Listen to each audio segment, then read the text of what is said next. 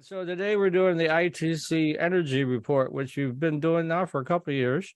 And joining us for the ITC Energy Report is Jeremy Coon, Principal Project Manager for ITC, who will talk with us today about the latest efforts being made in Michigan related to long-range transmission planning. So, Jeremy, would you mind kicking things off by reminding viewers of what ITC is and providing a little overview of your role with the company? Sure. So you can think of the electricity that comes to your house as being delivered as part of a three-part system. You've got generation, which would be plants. They could be coal plants or nuclear plants or anything like that, windmills, solar panels. You have the transmission system, and you have the distribution system, which is finally the lines that come to your house. ITC is the nation's largest independent transmission company. I like to think of it in an analogy with roadways. If you're trying to go a long distance, you're not taking the same surface streets that are in your neighborhood to get there. You're getting on a freeway, something that's a lot bigger, has a lot more capacity, and can take you further. ITC is the freeway in that analogy. As a project manager at ITC, we all run many projects, and LRTP is my largest project. My role is to help the team and facilitate their efforts to get the project built and in service and providing electricity for Michigan. Okay. We've talked about long range transmission projects in the past, but it's been quite a while. Could you remind our listeners about what LRTP is, how it came about, and what ITC's role is in that process? Sure. So MISO, which is the grid planning organization for largely the Midwest and the middle of the country, they devoted several years of intensive research and planning to come up with the LRTP project, which stands for LRTP, or I'm sorry, it stands for Long Range Transmission Plan. It's a bit of a mouthful. As the world becomes more electrified, more things are electronic or electric than ever.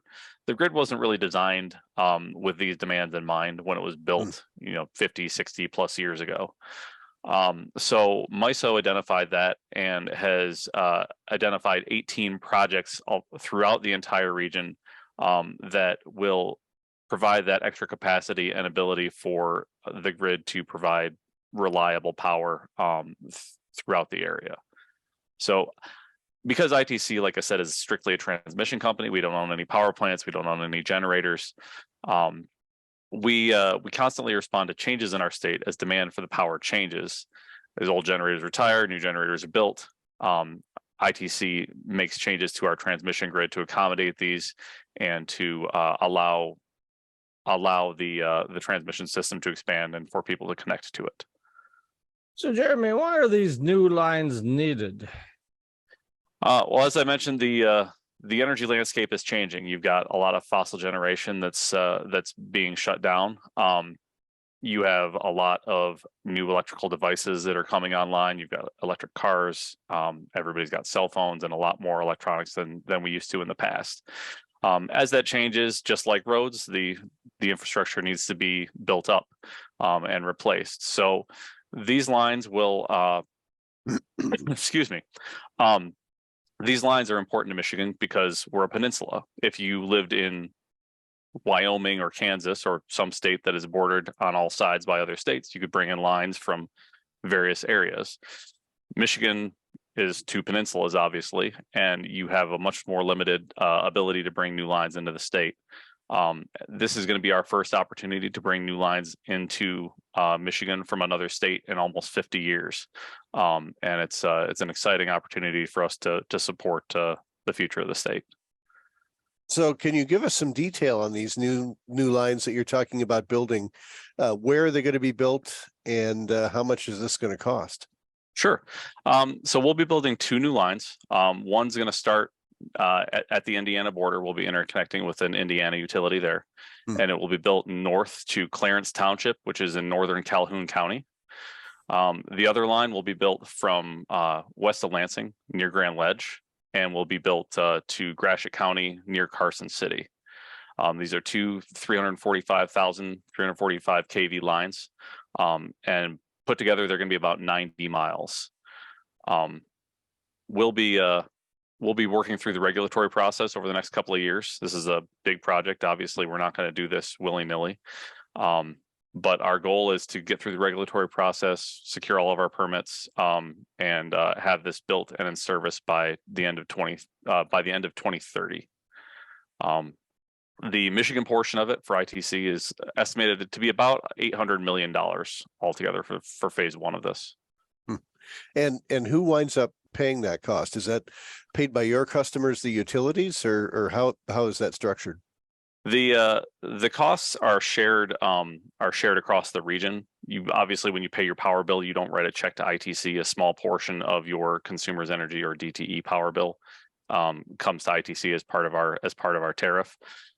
These large projects that are originated by MISO are actually shared across the region, so it'll be shared across everybody that benefits from the project. Now, are these the kind of lines that are needed to hook up wind farms, or is it more just backbone infrastructure capacity for greater use of electricity throughout the entire state? It's backbone capacity. It does allow for connections for wind farms or other generators that want to connect. Because ITC is a regulated company, we can't pick and choose who is able to connect to our lines. But it will, the ultimate goal of this is to provide the extra backbone that the region needs for the future.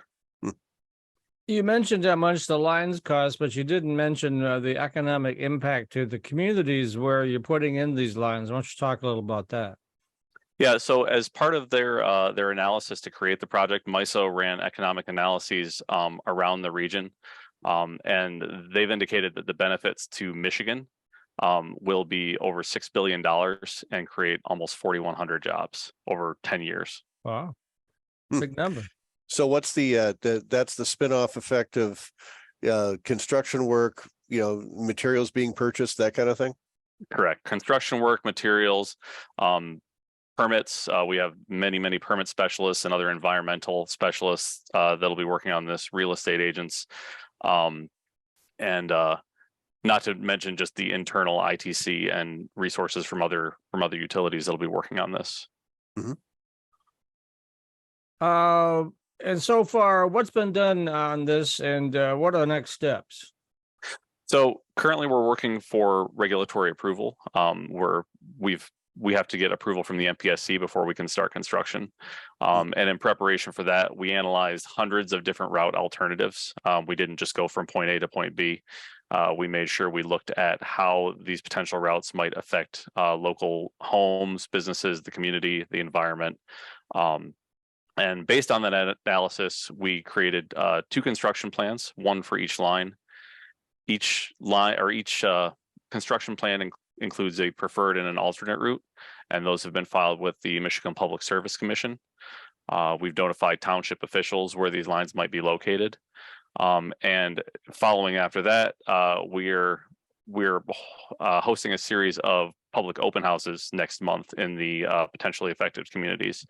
We want to make sure that the landowners and residents of those areas have a chance to talk with us, learn a little bit about the project, and understand fully how this might impact them and benefit them.